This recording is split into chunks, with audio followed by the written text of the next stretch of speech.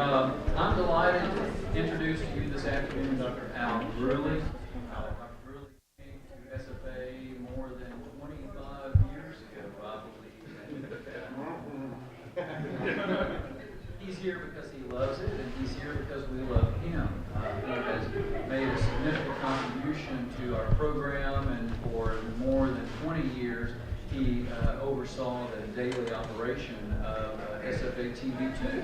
So what you are working with and in for the television station, Dr. Bruley actually built and got off the ground. And so he's been there and done that. And what he's going to do today when he visits with this panel that he put together will be based on that foundation of his knowledge. And long before he became a professor, Dr. Bruley actually worked in the television business. So that's how he came to us here at SFA. He holds a bachelor's degree from the State University of New York. He's a northerner, but we won't hold that against him. He has a master's degree from Ohio University. And so he has redeemed himself because he went to Texas A&M and got his PhD. So I'm delighted to introduce to you my colleague, Dr. Al Bruley.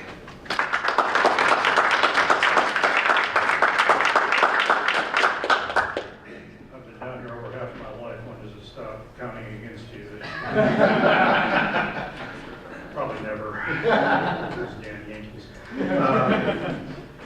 Kind of the purpose of this panel is we're bombarded with video all the time in our lives. It really just keeps filling in more and more of our lives, and there's a lot more than what first comes to mind in terms of videos.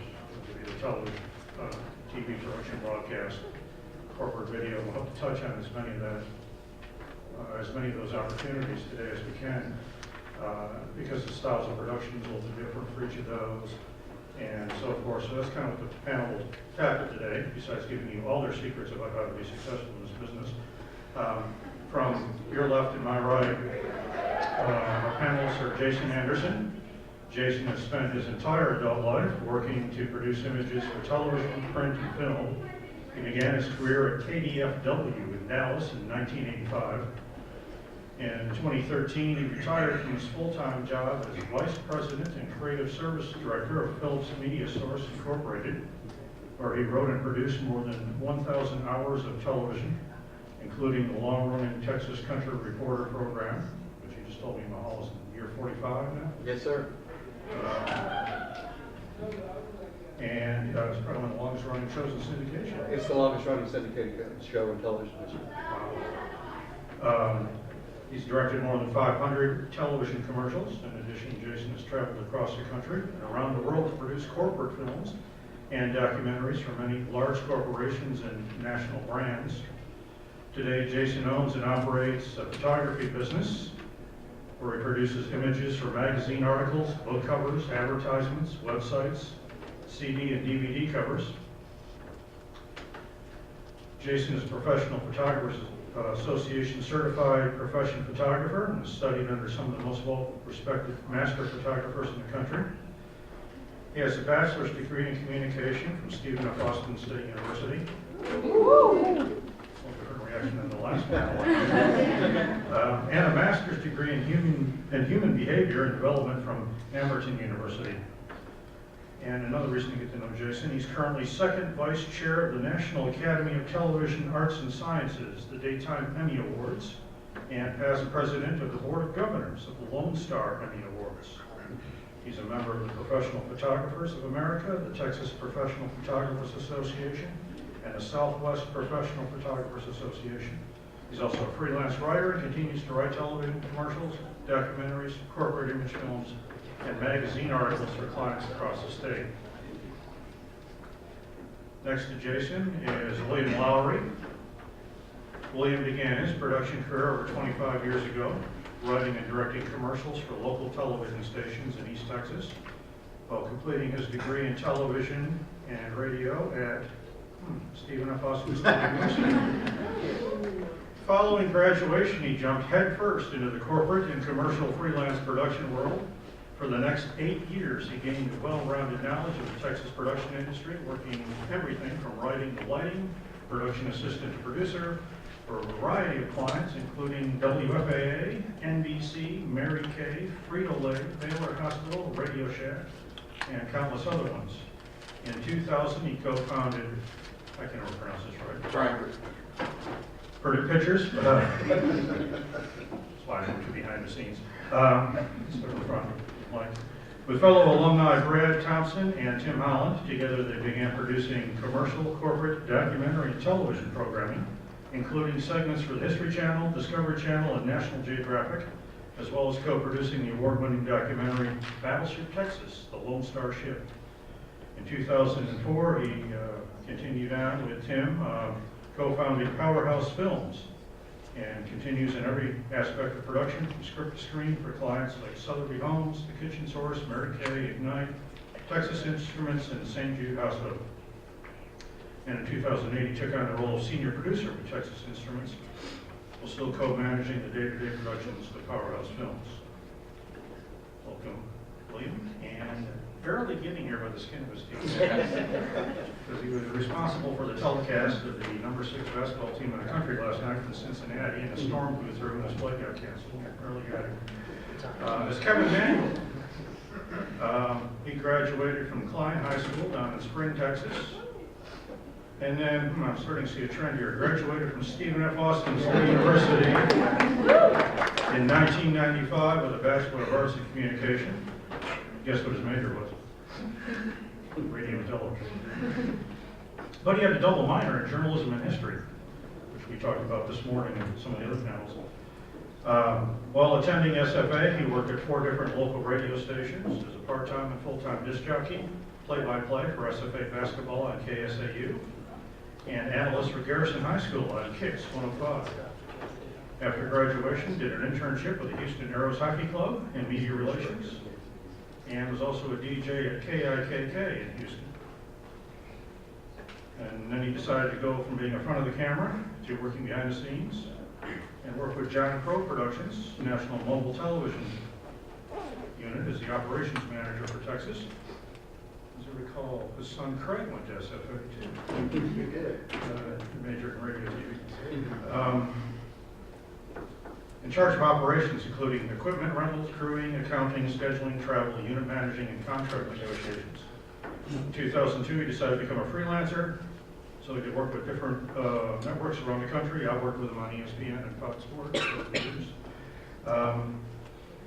And he began also worked as tech manager for CSTV and remote events. And then he's honed in recent years, mainly working with CBS Sports Network as their lead tech manager for broadcasts. And recently he's been moved over to the NFL for the fall season and works on other events for CBS Sports Network, like last night's basketball game. So he's worked countless events. In fact, a few days ago he was in Minneapolis covering some small event up there. I don't know if you've heard of that one. It's a little football game, that's all. Yeah, the Final Four, the NBA Finals, World Series, MLS Championship, NCAA events, and international soccer. And while he was at SFA, he lived in an apartment, and one day he needed a vacuum cleaner. He decided to borrow the vacuum cleaner from the girl next door. He must have really liked that vacuum cleaner because he married her.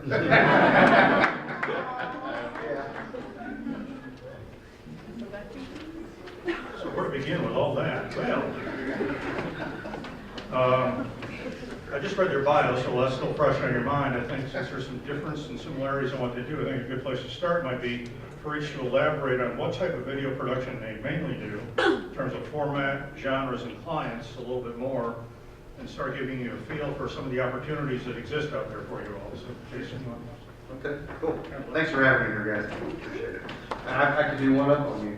The last time that I was on this panel was 1995, and there was a girl sitting right there in that front row. And I talked to her after the thing was over, and I married her. We got 2 kids now. Okay. girls are all married, so the window's closed on those deals. So, yeah, I started actually working in television when I was 16 years old. I lived in the tiny town of Waxahachie, Texas, which is south of Dallas. And Bob Phillips of Phillips Productions, Texas Country Reporter, actually lived in Waxahachie, and I, for whatever reason, decided that I wanted to be in television, so I made it a point to meet him and told him I wanted to work in television, and I bugged him long enough until he started taking me to the station. They let me come to the station, and I worked anything that they would let me do all through high school, and I worked for free. I would run, during elections and all that, I would, run scripts and papers and just anything they would let. If they'd let me sweep the studio, I'll be like, man, I'm gonna sweep it better than anybody's ever swept it before. And so I did that all through high school, and then I came to school here, did 2 internships at KFW in Dallas, working in news, and then on the weekends I would work with Bob Phillips on his show, Texas Country Reporter, and then I made a lot of contacts. I knew a lot of people in that station, and 4 days after I graduated from Stephen F. here in 1985, 4 days later, Bob called me and said, the producer of the 6 a.m. news is in the news director's office resigning right now. Why don't you wait about an hour and call and ask if there's any openings? And so I did, and they said, well, it's so funny that you called. Can you come in for an interview? And I said, sure. And so I went in for an interview, and it was a news director that I did not know, because it was from my senior year. During that time here, the news directors had changed, and I did not know him. But like I said, I made a lot of contacts. People knew that I worked there all through high school. I was reliable, did good work, whatever. And I was sitting in the news director's office, and it was glass windows. And this older gentleman that worked there, had been there forever, named Lee Webb, he came walking by and he saw me sitting in there. And he stuck his head in the door and he said, what are you doing in here? And I said, well, interviewing for a job. And he looked at the news director and said, if you don't hire this kid right now, you're stupid. And I went to work that afternoon. And that was in 1985. So I did news for a year, and then I went to work with Bob Phillips full-time in 1986 and stayed there until 2013. So while I was, we did the show Texas Country Reporter, all field production, in the field production, no studio at all. Showing up on sets, figuring out what to do, shooting it. Our producers, which I was one, we would write, we direct the photography and how we want it shot. We do the writing, and we would actually do the editing. And then the show was put together in post-production as a whole at the end of the week by somebody else. And then, so did that, and we had a second side of our production company that we did corporate production. And we did Mary Kay. We used to shoot Mary Kay on 35mm film. She looked off, that's the way she looked the best, So, yeah, she did. But Mary Kay, American Airlines, Southwest Airlines, Neiman Marcus, traveled all over the world with Neiman Marcus. Shooting film and video for both of them. Lots of commercial work. So did that, like I said, until 2013, and then after that I've been doing it for 30 years, and said that's long enough to do anything. And so I retired from that, and I bought this, because I was a film minor here, and I've been doing professional work on the side, and so I bought this photography studio. Doing that now, but Phillips still hires me all the time as a freelancer to do some directing and writing and things like that when they need help. So that's my story. Sticking to it.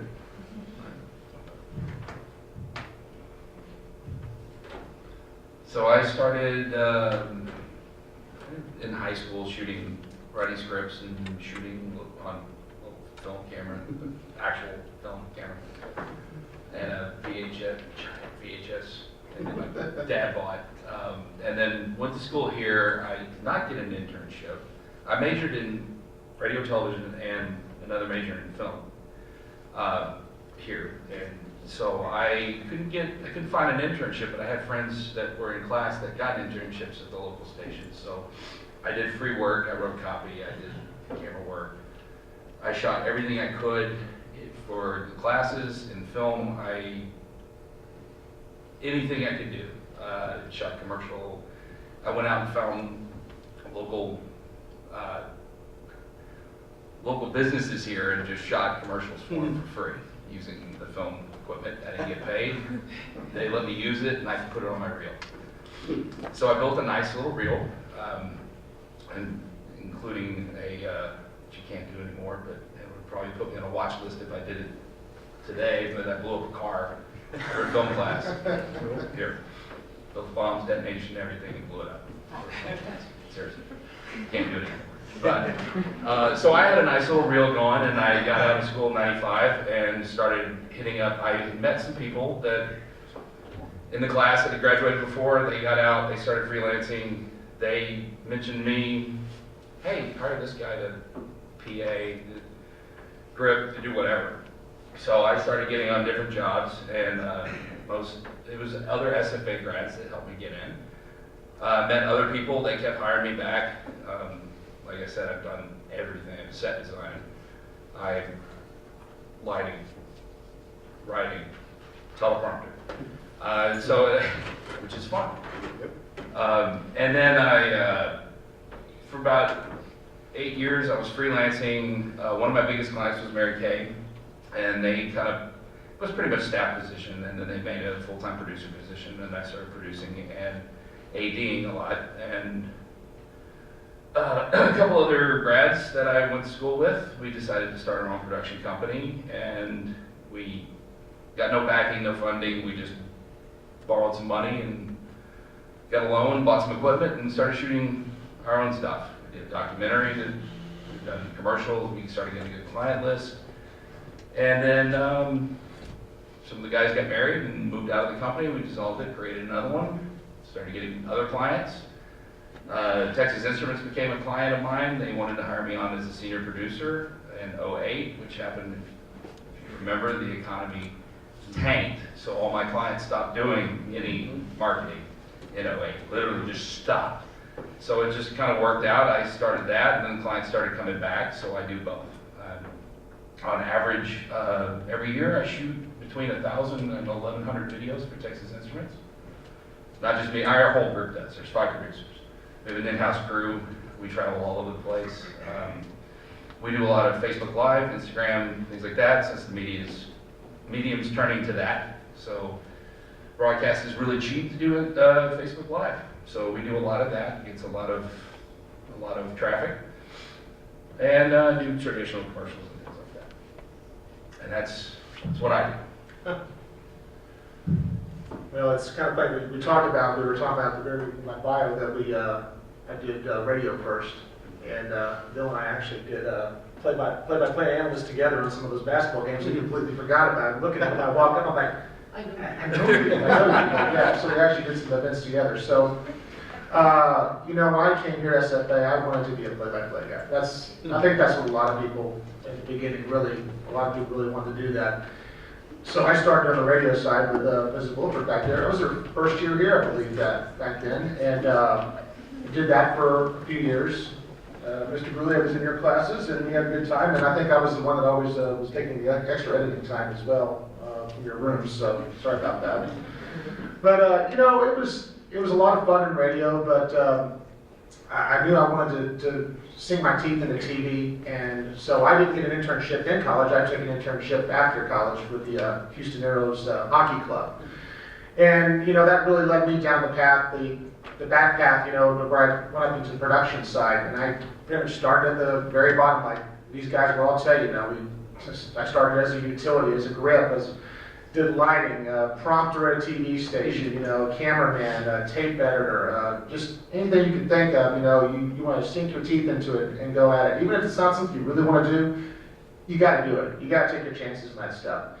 And then for me, I ended up taking a full-time job at a production company in Houston, John Crow Productions, who we later sold to a company called National Mobile Television, which was the largest production company in the world. Unfortunately, they bought all the SD trucks in 1997, 98, 99, so they dipped and they tanked in 2005, which I thankfully left in 2002, because I really was doing camera work at that time. I was pretty much covering NBA finals. I lived in Houston. I was covering Houston Rockets, Houston Astros, doing all the camera stuff that I really enjoyed doing. I loved sports as a kid growing up, so it was fun for me to sit there and you're watching the game. You're playing with the game. You're going along, and it was a lot of fun doing that. And I segued into tech managing, which is what I do now. I've been doing it since 2002. Originally just started off working for a few shows, and I kept doing camera work. CSTV was purchased by CBS Sports in 2006. They didn't change the name until 2008. And then I just slowly crept my way up, and pretty much I cover over 200, 250 events a year. Tech managing, basically, you're supervising the entire thing from going to do site surveys. You're deciding which mobile production truck you're going to use. Sometimes I even pick out the crew. I'm actually, for the Final Four, I'm hiring the whole crew right now, so it's a lot of fun. It's another thing I'm dealing with. You know, and then on site, basically, we have engineers that handle all the problems, but for me, I go out and help the engineering crew. So anything there's an issue, whether it's a camera down, cabling, you know, anything at all, I have to get out there and assist those guys in fixing it. And that's pretty much what I've been doing the entire time since 2002, and it's been a lot of fun, and hope to keep doing it for many more years to come. Okay, next question is, what skills should they really need to work on obtain before they graduate to be successful in this business? Now, we've already taken learning how to blow a car. Other than that. Wow, that's a big question. A lot of it depends on the area that you want to go into, but the thing that's the most difficult to find is people that can write. He agrees. If you can write, you can always find a job in this business, because the good writers are few and far between. There's a lot of people that can write schlop, but there's a really good writer few and far between. So I would say that. The second thing that I would say is learn really good people skills, because I kind of alluded to it when I was giving you my background, it's a lot about who you know and what people, their impression of you. If you're a person that's pleasant to be around, you're a person that they say they're going to be there at 3, you're there at 2. If you get off at 5 and you're running over people to get out the door at 5 o'clock, most people are not going to like that very much. You stay till the work's done. And then the third thing I would say is to learn to be resourceful.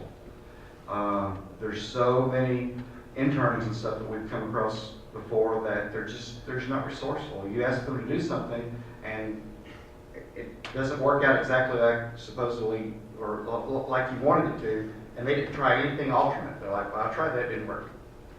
Be resourceful, figure it out. You know, that's people tell you, especially with engineering and stuff like that. It's all problem solving. So learn problem solving. Lighting. When I look at lighting something, it's a problem to be solved. It's problem solving. It may not be, you may not get to set the lights exactly where you normally do because of the situation or whatever. You might not get to put cameras exactly where you want to or run cables. You got to be resourceful. You got to think alternate ways of doing things. So those are the 3 things that I would say, you know, learn to write, learn to be resourceful, and learn really good people skills and meeting people and networking. Took mine. I think you took both of ours. Yeah, I will reiterate, yeah. People skills, that's huge. If you are there, you're the first, you know, I had a intern, not intern, it was a PA that I hired. Production assistant. Production assistant. He was straight out of college. He sent me an email. It was well written, so it goes to the writing.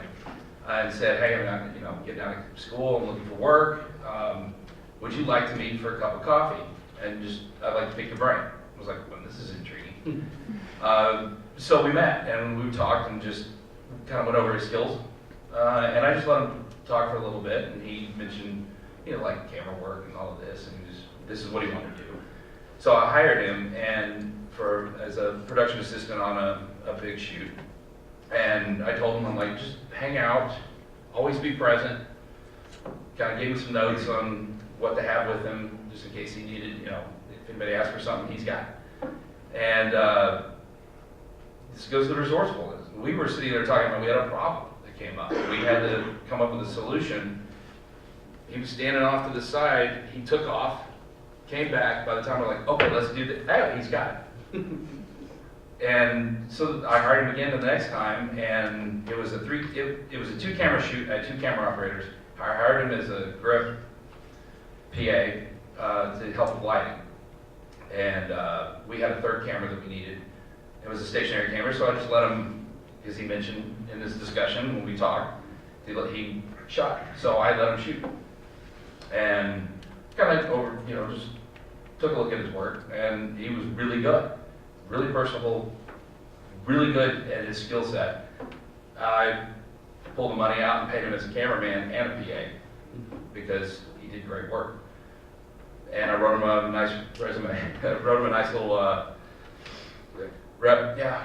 And he's gone on, he's doing camera work in Chicago. Good guy. So meet people, get out there, get in their face, get to know them, be personable, and learn to write. I wasn't a very good writer, so. No, the number one thing. Always think it's The number one thing for me is networking. It really helped me out so much. And like I said, being from radio going to TV and working with the Houston Aeros, I started meeting all these people on television, and I told them what I was doing. I wanted to, I still wanted to be a play-by-play guy at that time even, but I was willing to do anything. And I think that's one thing, whether you work in a sporting event, a commercial, anything, you want to make sure that you talk to everybody that there is on site. And like you said, the number one thing is be assertive. Don't sit. I can't tell you how many people I get on shows, hands in pockets, and I have to beg them to go do something. And by the way, my runners, which are usually it's the bottom of the totem pole, their number one job is to make a craft service table, and I can't even get them to make a craft service table properly. So. But yeah, I mean, like I said, networking for me is the number one thing that I can recommend for you guys. Is you got to get out there and talk to everybody you can. Okay, well, try a harder question. The Traffic questions. world is filling up more and more with video. We're bombarded with it all the time. What makes good video? Wow. Well, That's a tough one. That is a It's a tough one. What makes good video? Well, video that tells a story. We're all storytellers, whether we realize it or not. No matter what you're doing, you're telling a story. Whether it's on the radio, whether it's in the newspaper or magazine, TV, film, whatever, it's all a story. So really good video tells a story. I would rather have not so great lighting or whatever that tells a story than something that's perfectly lit and just means nothing. But I want both. I want stuff that's framed nicely. I want stuff that's it's lit well, it's framed well, and it tells a story. If you do those three things, then you're home free. And the definition of video is changing. The definition of television is changing. With the Emmy Awards, it used to be it had to be broadcast on a broadcast propagated signal in the air to be eligible for the Emmys, and that's then cable was able to enter, and then now it's moving pictures on a screen. I mean, that's the definition of video now for us. Moving pictures on a screen. You produce something, you put it out there on YouTube, it's Emmy eligible because it's moving pictures on a screen. So that's what I think. When we did Texas Country, what I used to tell my photographers in shooting video was, I don't want to see a lot of pans and tilts and zooms and all that. Frame up the shot, let the motion happen in the frame. Go see a movie. They don't pan, zoom, and tilt. Cameras are locked down, motion happens in the frame. So that's just a little tidbit there, but those are three things I think what makes good video. I'll agree with it. The storytelling is huge. I mean, the visuals got to look great as well, but storytelling is huge. I mean, if you can't tell a story, there's nothing to it. Nobody's going to watch it. And capturing the audience as fast as possible. It used to be in the first 30 seconds, or it used to be on film, first couple minutes. Now it's literally 15 seconds, I think, is is basically every video that we do, I've got to tell what, for corporate, when you're putting on a video that we're selling a part to this company. I got 15 seconds to tell them what it is, what it does, why you need it, or you turn it off. I mean, how long does it take before you start watching a video on YouTube and you go, damn, I'm out? And 15 seconds is a long time. It's usually, I try to get it in at about 8. So, you gotta grab them fast, it's gotta look good, and it's gotta tell a story, it's gotta be compelling. That's my, I will tell you, in sporting events, it's a little more difficult. I mean, obviously, the number one thing in sporting events is the storyline. What's the storyline? Who are they playing? Last night it was Cincinnati against, oh my God, I can't remember who they played last night, but they killed them. Oh, UCF, you know, so, you know, it's definitely the storyline, but in sporting events, it's definitely about the sounds and the pictures. I mean, we'll sit there and hunt down, you know, all types of angles, locations, place cameras, to place microphones. I mean, the funny thing is that I did audio all those years in radio, but in television, I never was an audio guy. And so it was interesting when I started tech managing to find out where they were placing all these mics. I didn't even realize sometimes where they were putting them. But yeah, definitely storyline is the number one thing. I think overall in broadcasting, I mean, yeah, you can have a great picture, and obviously you do, but without a story, you got nothing, you know? You have nothing at all. Can I add one thing? Sure. Since we're talking about front-loading commercials or videos or whatever, I've been hired recently to shoot a couple of spots that air on like websites, like you go to whatever website and a little commercial pops up. And look at that, and a lot of people says, well, we've got a commercial, we'll just put it on there. Well, traditional commercials are backloaded. In other words, all the information about who, what, when, where, the logo, if there's a phone number or a call to action, is at the end of the spot. Well, on the internet, if you click after whatever 5 seconds, you can skip after 5 seconds. If you don't have, if they haven't seen that information in those first 5 seconds, they have no idea. And you will see it when commercials pop up on your computers. Look at some of them, because after 5 seconds you've skipped and you will have no idea whatsoever what that product was. So that's something to remember if you're doing those type of spots, that they have to be front loaded now. I want to go the other way with the next question, just because we talked about sports, and I've got a double question on the situation here. The process of producing is a lot different for each of these things, so in terms of the cycle.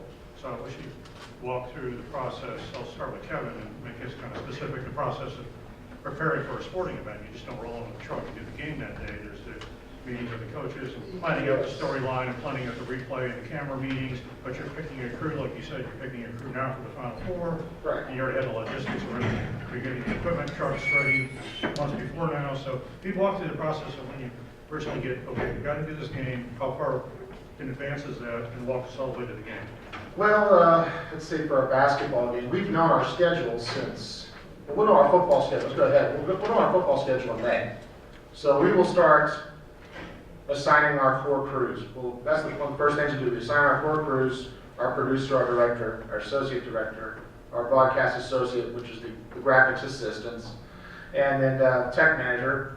We get those guys online first, and we try to keep us together for the entire season. So we don't try to flip around. We do for basketball more, just because there's so many basketball games. But for football, we stay together as a core group.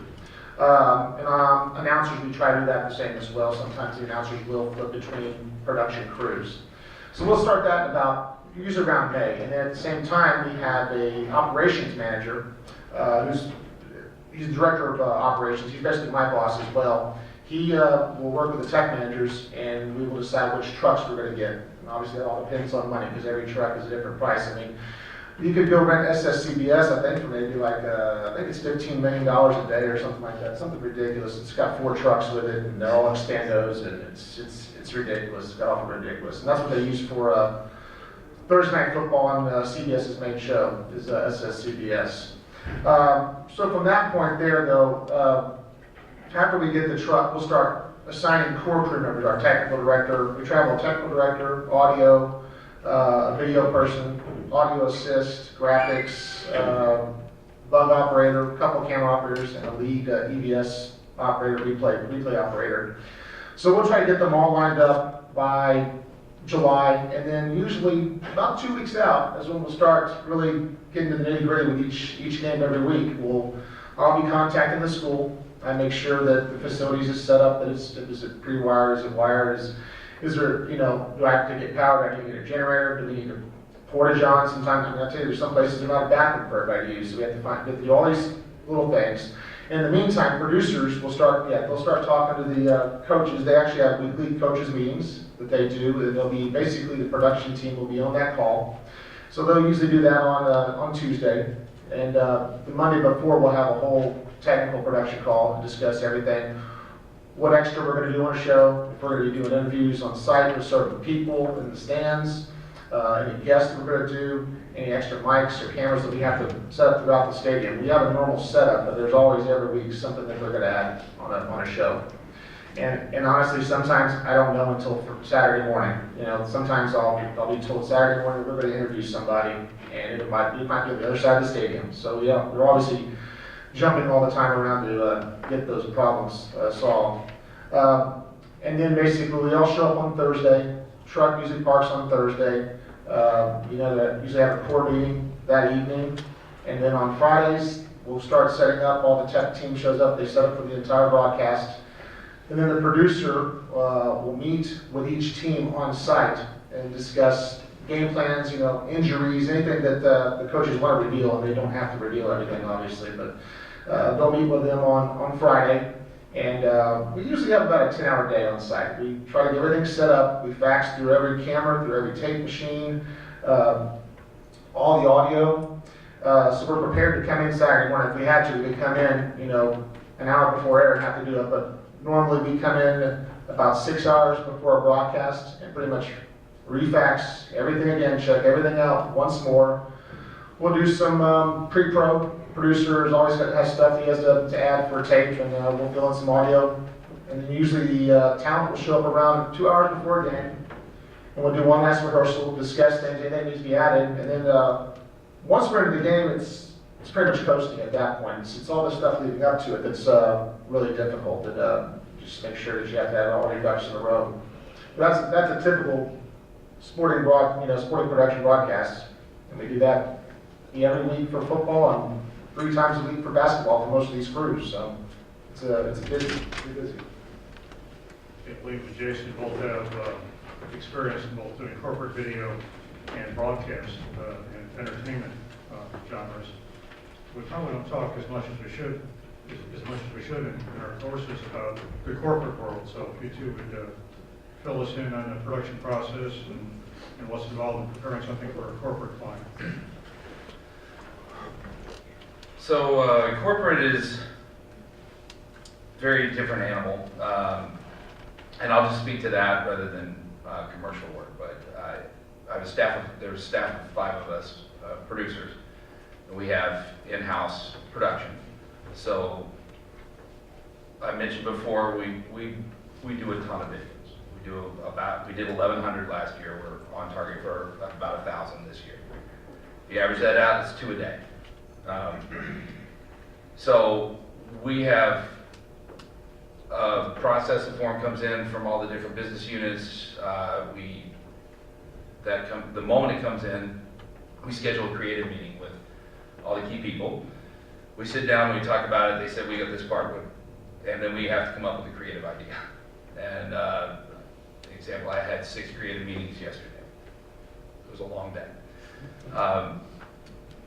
So we do these creative meetings, and then we look at the calendar going forward to see what day's open, what day works with everybody, where we're going to shoot. We have a green screen studio, we have a full studio, and then we like to shoot on location in labs because it's a semiconductor industry. There's labs look nice, and it's a good place to show credibility for the product that's going out.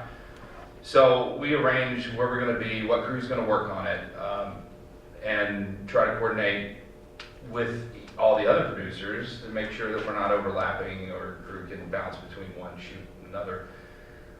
What we plan for them is a 9 to noon schedule.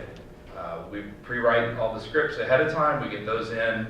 So, example, I have a creative meeting yesterday for a shoot that I'm doing next Wednesday, and a shoot that I'm doing Thursday, and one on Friday.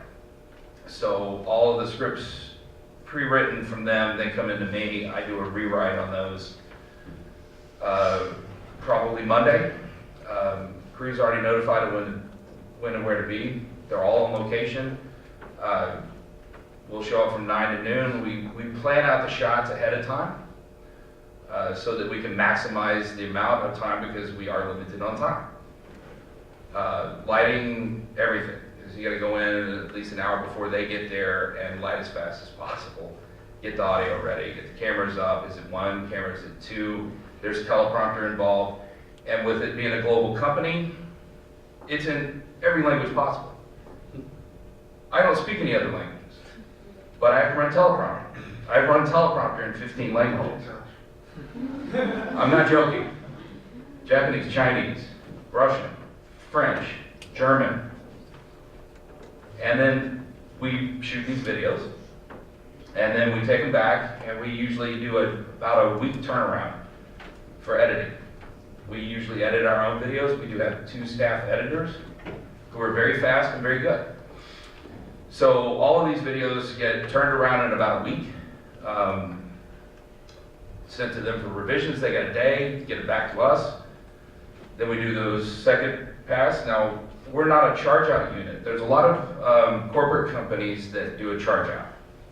What that means is that the business unit pays for our time. It's like hiring a production company. So we give them an amount that it would cost to hire a crew. We usually base it off of industry standards, what it costs for a cameraman, audio guy, and a crew. That's standard in most companies. We are a free service for that, which is why we do 1,000 videos. So their change and revisions can come back multiple times. So I've actually had one where it was 15 revisions that have come back. So trying to juggle all that scheduling, I've got 6 in pre-production, I've got 6 more that are being shot over the next couple of weeks, and then right now I've got 3 that are coming back for a second revision on edit, which I'm getting emails right now because my phone's vibrating in my pocket.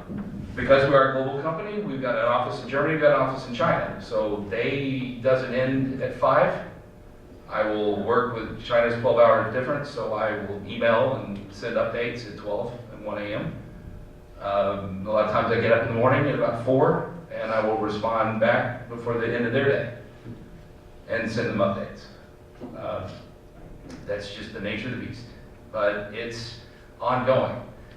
We also do a lot of travel. So traveling involves sending and shipping equipment. Last year, the worst case was we had multiple shows starting March 1st that ended March 31st. They were in Florida,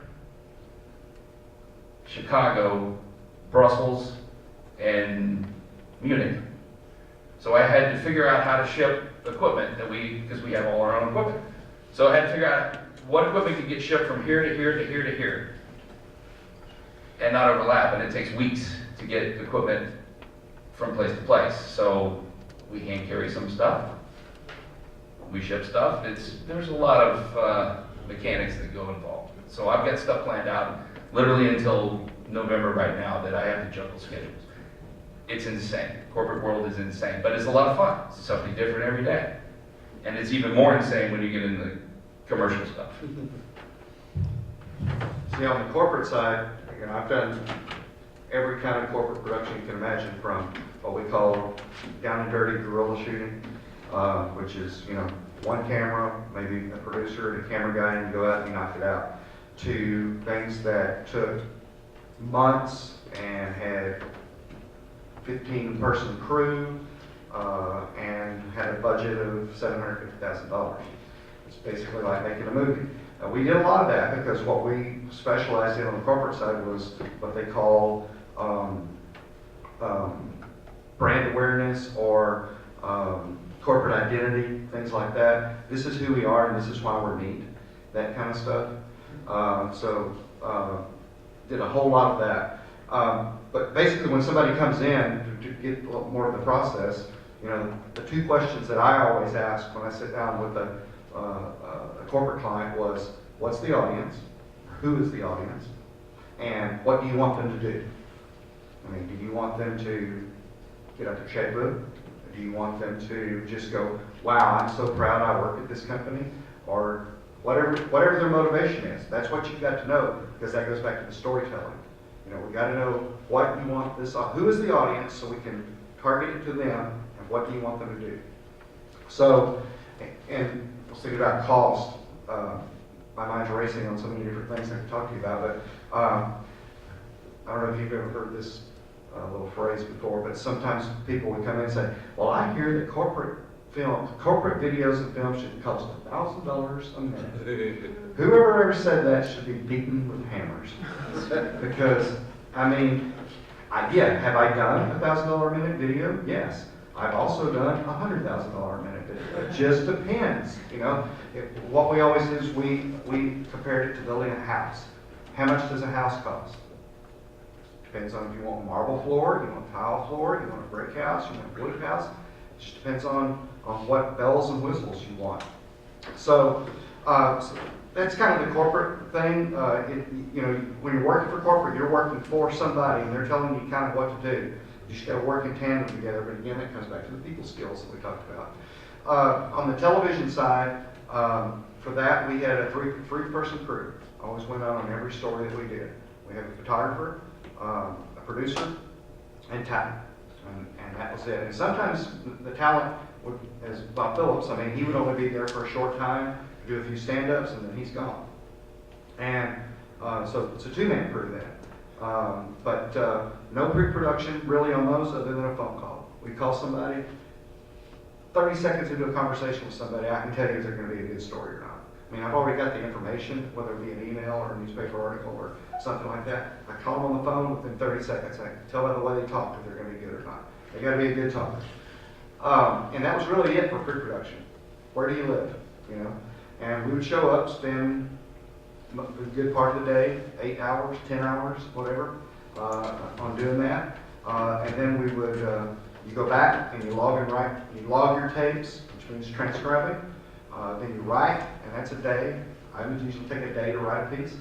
And then an edit is about a day, and then post-production. So it's about a 4 to 5 day process to turn a 6-minute story for Texas Country Report. But again, on the corporate side, you know, it could be anything from a third of that to 30 times that. It just depends on the project. Real quick, since you seem to know something about the Emmys, can you give them a Cliff Notes version of the various layers and levels and opportunities to compete in that? Yeah, the Emmy Awards, I'm involved with that. I'm involved with what's called the National Academy of Television Arts and Sciences, which is the Daytime Emmy Awards, which is your soap operas, your game shows, talk shows, that type of thing, Ellen, all that type of stuff. And there's another organization called the American Academy of Television Arts and Sciences, and they do the primetime Emmys. They're the ones that do the shows that come on at night. It's a long legal battle story of why they're split. You don't, you care less. But on the NATAS that I'm with, National Academy, this academy, we also have chapters. There's 19 chapters around the country, and that's for regional broadcasting. Texas, having 19 television markets in Texas, we're our own region. One state, one region, 19 markets. So what I do is I was president, I was on the board of directors, and it's a total volunteer thing. And I just went to make contacts and give back to the industry a little bit, because I like rewarding people for excellence. And sometimes people, they said, why don't we do what we do? And then you go to an Emmy Awards show and you get somebody that wins their first Emmy and they come up on stage and they're crying and they're upset. And I think that's why we do it right there. Because you never forget winning your first Emmy. I've won 9 of them. And you'll never forget your first one though. It's just, it's an incredible feeling. But so then, through working with the regional awards, and again, guys, if you produce something, there's student awards too. If you go to LoneStarEmmy.org, there's a student Emmy Awards that you can enter, but you don't have to do student Emmy. You can enter into the regular Lone Star Emmy Awards if moving pictures on the screen, you know. And then through that involvement, I became involved nationally as a national trustee, which means I represent Texas to the national awards in New York. And then I was voted in New York to be second vice chair of the board. So it's just a lot of, it's a word, not paperwork, but just controlling the ins and outs of how things work, of the award system and all that. So it's been fun, it's been interesting, a little more travel, get to go to the award shows. The Tech Awards this year's at the NAB, has been at the Consumer Electronics Show, and we'll maybe into NAB this year. And then we also do the Sports Awards, the Sports Emmys, they're in New York. And then we do the News and Documentary, which is in New York. And then we do the Daytime Emmy Awards, which is in Pasadena, California. I'm sure they've given you a few things and hopefully prompted some questions, so what questions do the students have of the panel? Go to the microphone, please. Yes, sir, will be. Yeah. All right, so my question is, if a story makes a good video, what makes a good story? You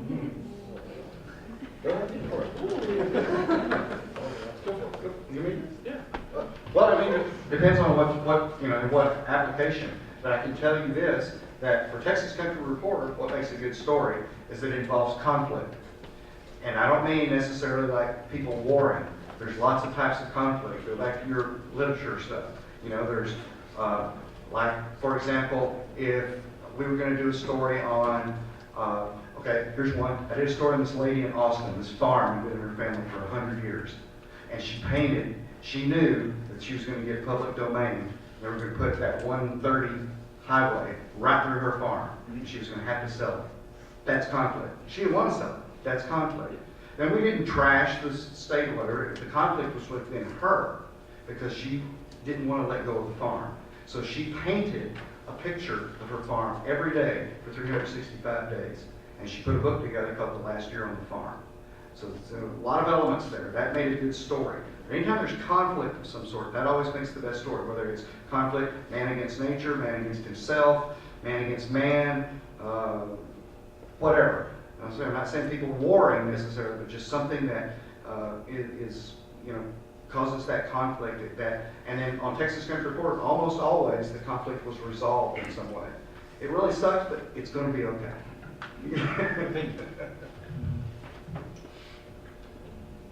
I would say if you're looking, it's easy to do that. I mean, not easy. It's easier to find those in that format. But if you're talking about what makes a good video when it comes to advertising, or where's the story in advertising or in a corporate video, I would say always what is a benefit, what is solving a problem. Look at every ad that's good, that you remember the name of the company and what they're selling. They're showing you what a benefit is and what's solving the problem. That's within the story. The Super Bowl ads is the comedy's there to help make it stick, but they're solving a problem, or they're giving you a benefit. Those are two key things, and the trend is going more for commercial and corporate benefit driven, and you can grab more people saying, hey, here's why you need it. It's going to help you save money. It's going to help you save time. It's going to help you do this. So that makes a good story. Thank you very much. Yeah. Any other questions? Yeah, my name's Luke Hamilton. I'm a transfer student here at SFA. This is my first semester. My question is specifically for Kevin. Talked to a lot of guests on panels, and I've never really come across a play-by-play announcer, and that's specifically my goal and my passion, but at the same time I understand you can't just walk into the broadcast booth. Yeah. So the question that I have for you is kind of what's the best way to get your foot in the door in the sports media industry? Well, like I said, this one time. Yeah, so Like I said, for me, it was, interning, the internship helped. Of course, being in a market like this helped for me, and having, are you looking for television directly or radio? Radio or television. I mean, you have good outlets right here, obviously. I don't know if you, talk to your professors about, that's how I started doing it here. Actually at the time, the only thing being broadcast at SFA was the football and the women's basketball. Women's basketball was really good back in the 90s, not like the men's team is now. So we used to do, so he and I would do like the men's basketball games, and actually I got permission from my teachers. I said, I know they're broadcasting this game on radio and sometimes television. I said, but Ms. Wilford, I climbed up to the top of Homer Bryce Stadium with a tape cassette. That's the thing where you have a little tube. And we would record it. We basically would do the games. We'd do the games. She would actually review them for us, That's how I started with it, and what was good for me is my buddy Danny Merrill, who was here this morning, worked with him at Kicks 105. He and I used to do high school football together, which I actually became the analyst for that show, which was quite funny because I'd never played football in my life, so I thought it was kind of funny that I was the analyst. But that's how I started doing it, was you just got to look for those little holes and jump into them when you can. The Houston Aeros, after I took the Houston Aeros job, I met people at Houston Community College. And there was a women's soccer team, and they were looking for a play-by-play guy, so I picked that up. It paid this much, but it was a good experience. So yeah, you basically you've got to really nitpick, network. This one is a little bit harder, I guess, because you're really trying to find that niche for yourself there. But I think the stepping stone to start, at least here, is create a reel of some type. Talk to the people you have here, get it going there, and then pursue those local stations. Find out, if you can go do some high schools. See if there's any high schools around here that do any broadcasting. That's the one thing I actually forgot to put down in my notes was that when I moved back to Houston, there was a guy it was called the Texas Sports Radio Network, TSRN, and his name was Lynn Michaels. I did stuff for Lynn for like 2 years. Matter of fact, one of the first games I did was I can't think of the individual, a couple of MLB pitchers that were playing in spring high school. Ended up doing those games and just built it to my reel. And like I said, unfortunately for me, I just decided to go a different route. But I got married, had a kid, but I was offered some jobs. Another thing would be to look for smaller markets. Maybe like the Western Professional Hockey League is where I almost took a job before I decided to have a family. So look for maybe sporting events, sporting companies that are out there that are not as well known. Like the new one right now is the rugby. There's a new rugby team in Houston, and they're playing out in Katy, Texas. I think it's Katy or Sugar Land at Constellation Field. I doubt they have any. They might have something now. That's what you need to do is find those small niches where you can jump into it. They're looking for a young guy. They're not going to pay a lot. They know that. So they're that's where you need to look. That's where you need to start. Appreciate it. Okay, what is your favorite, Kevin, you do sports, so I'm just going to say your favorite event, but for the other two, what's your favorite production that you've ever worked on?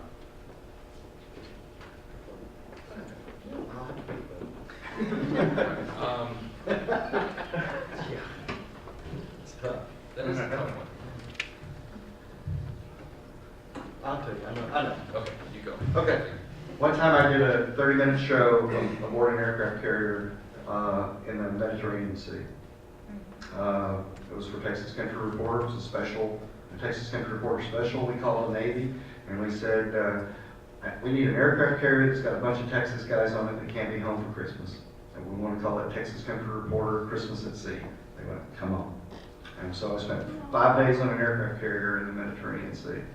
We were out there on the deck, between the twin catapults. We were down, squatting down, cameras, and then when the planes would catapult off the deck, right over our heads, the wings.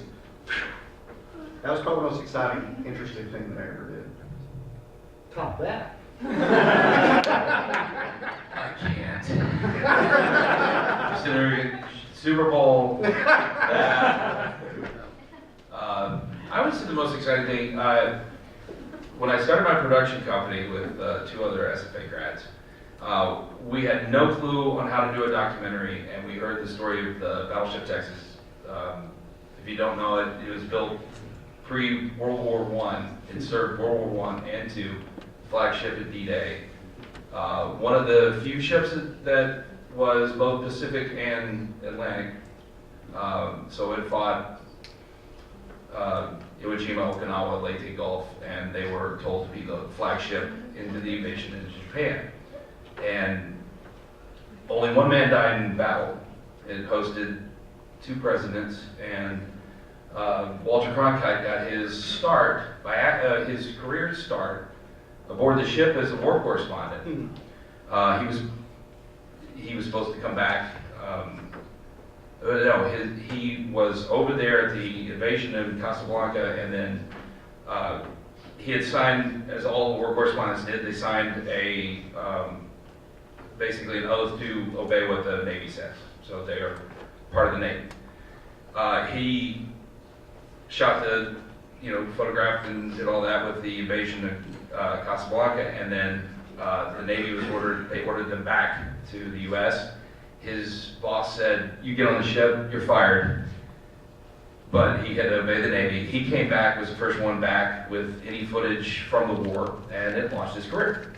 So we heard the story, we went down on our own, we heard there was a big veterans reunion, we went down, grabbed our gear, 3 of us crashed in this really crappy hotel in one room that had 1 bed. So we knew each other well. So when you're students, yeah. So we spent 4 days down there, all over the ship in August, in Houston, outdoors, with no AC. And did interviews and shot the ship top to bottom, front to back, and then found out that Walter Cronkite was going to give a speech at, this was right at the Bush-Gore election thing, and he was going to be at SMU talking. So we got in as press to be able to ask him a question. Everybody was talking about the election, then they came to us, we asked a question, had a nice shot, and he had the American flag behind him, and we said, "Hey, tell us about being on this Texas," and he lit up and told this great story. So, it's 3 novices putting this thing together, and the stories that came out of it, we have hours of footage, of interviews, and being able to tell those stories. We gave them to the museums in their entirety, but some of the stories were, they get up and go, "I hope I gave you enough," and walk out. We interviewed them for 45 minutes and we're crying. I mean, there's phenomenal stories of guys that lied about their age and went in the war at 16. So putting that production together was something. We were learning the new editing system, because when I went here it was linear editing. We were learning non-linear editing at the same time we were trying to put this together. So it was an educational experience. That was really cool, and one of the things I'm most proud about. Okay. Yeah, it's the Super Bowl, but All right, he wins. no, but there's been so many different aspects of it. The one I just did in Minneapolis, I was on Radio Row. I was not at the game at all. I actually flew home on Saturday. I had to watch the game at my house, so it was kind of nice. So next year will be completely different when CBS hosts the Super Bowl. But I will say that I've done, I think, 4 Super Bowls now, and I believe the most memorable was the one in Dallas. I was a camera the camera operator for the Dan Patrick show. So I was freelancing for Dan Patrick, and I was the RF camera operator.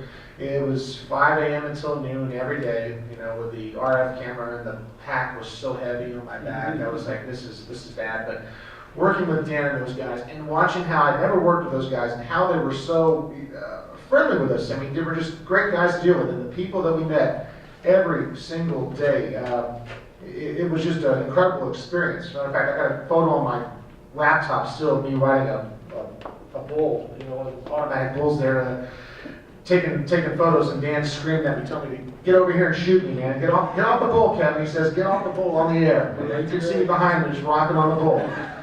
That was a really cool experience. I think I had to say that even though I've been to many bowl games, working with Dan and his group, his producer and his director, it was just a fun bunch. They were serious. They were all seriousness, but they knew how to have a good time, you know. And so that's probably one of the most memorable for me. Let's thank our panelists for.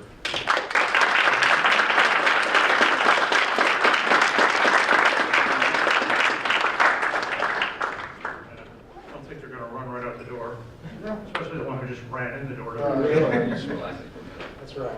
And thank you for coming. Did you have any closing remarks? We're all fired now? Thank you.